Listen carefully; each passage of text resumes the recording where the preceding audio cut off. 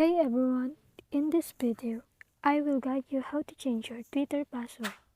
So, if you're looking for this tutorial, this is the video for you. So, on the mobile app, make sure you're on your home page and go click the icon profile on the top left corner of the screen.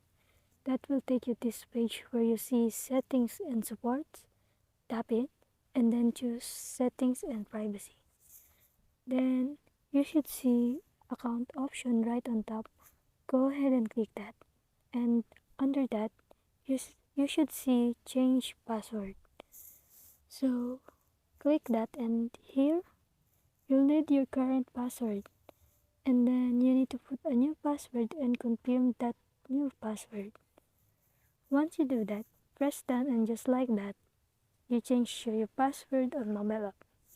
So I hope you found this video helpful. Please give it a like and subscribe to this channel. Thanks for watching.